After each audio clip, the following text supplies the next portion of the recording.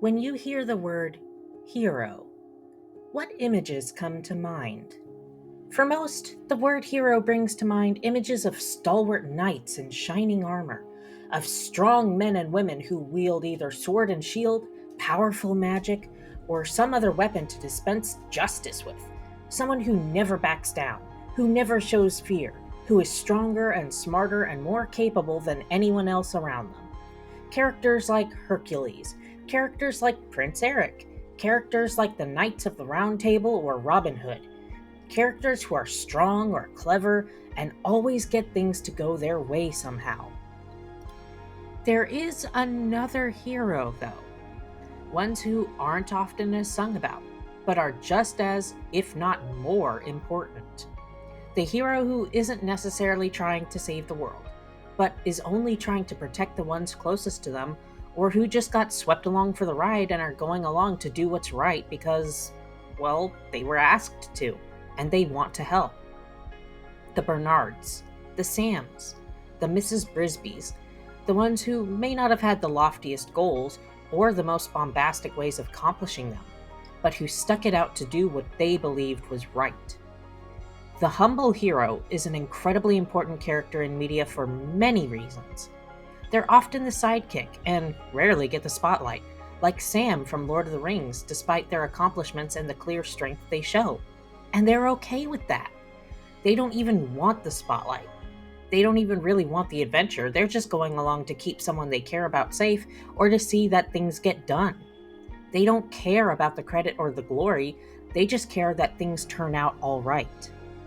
One of my favorite examples of this is Bernard from The Rescuers.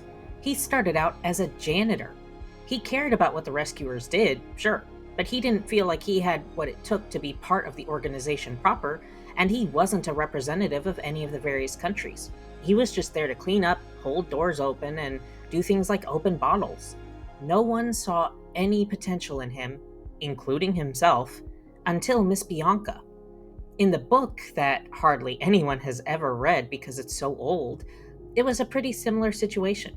He clearly believed in and valued what the Rescue Aid Society stood for, even if I question it a little, and was willing to do whatever he was asked to help.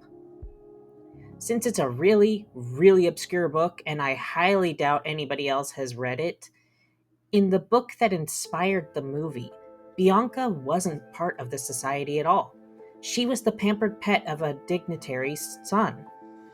Bernard was the only one in the society, and he was sent to go get her because she could travel on planes by diplomatic bag, aka by being in someone's bag while they were traveling since a pet carrier wasn't really a thing at the time.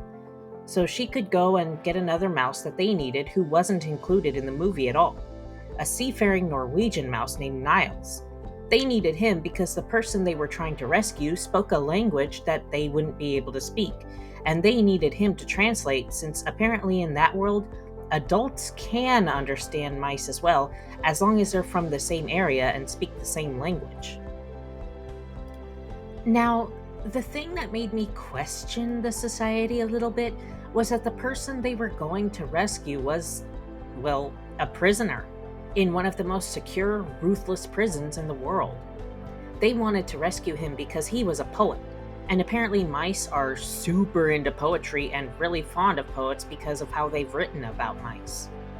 When asked why he was in prison, their leader never tells them the actual reason, and we never find out.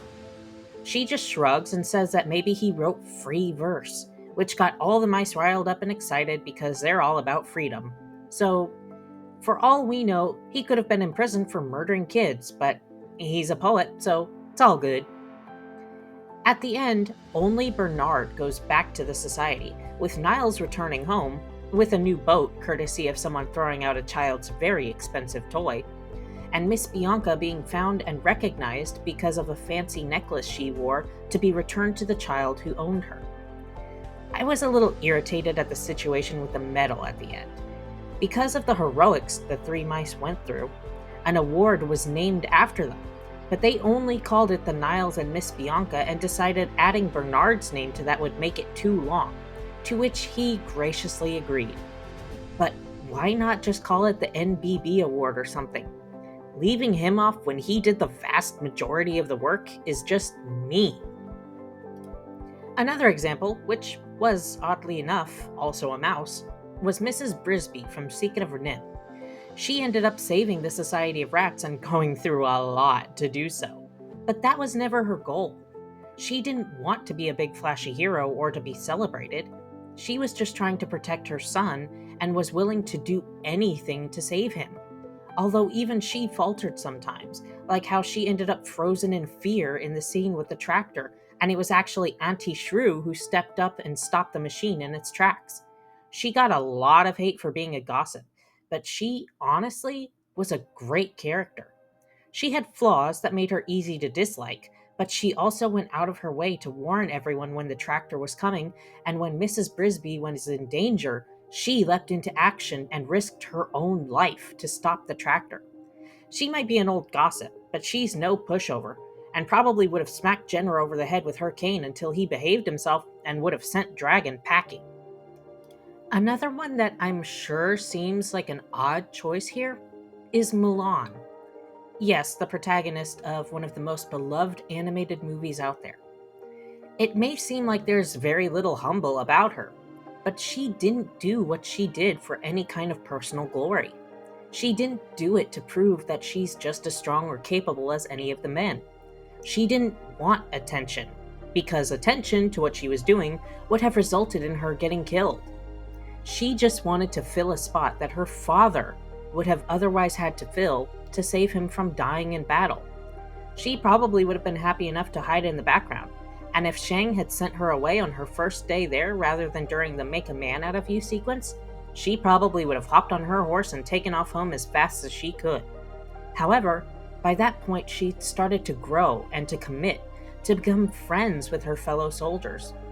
And she didn't care about proving it to the world, but she wanted to prove to herself that she could do something right, that there were, in fact, things she could be good at, after she'd failed so badly at what she'd been told was her destiny her whole life. She grew into the role, but it was never her intention. Just like Samwise, who never intended to become a world-saving hero, all he wanted to do was keep Frodo safe and tended to. And in the end, he went back to being a humble gardener with a family he loved, not living in a grand castle or being hailed as a paragon, just living the rest of his life quietly. Heroes like this are so important in media, whether they're the main focus of the story, like Mulan, or if they're a little bit more to the side, like Samwise. You don't have to be a big sword-wielding powerhouse to be a hero. You don't even have to be famous. You don't have to do anything but want to help. Sometimes it's as simple as helping an elder with putting a pack of water bottles in their cart or car. Sometimes it's stopping a dog or a child from running into a busy street. Sometimes it's just giving someone a kind word when they need it most. You don't have to accomplish the impossible or be someone capable of incredible feats of strength or courage to be a hero. Sometimes you just have to be willing to help. Thank you all for joining me for another one. I've been really busy with the new job and classes, and I may be coming down with something from being in a building with a lot of mold and dust when I was getting stuff out of storage for work, so I'm sorry if my voice is a little not great, but I really wanted to have something posted for you guys. My computer is kind of old and also starting to have trouble, so I'm hoping I can save up to build a better one since that would be cheaper than buying a pre-made, but I know basically nothing about building computers and what pieces fit with what, so I'm a little intimidated to try it. I hope you enjoyed this video, and I'll see you again soon. Remember to be kind to those around you and to yourself. Later!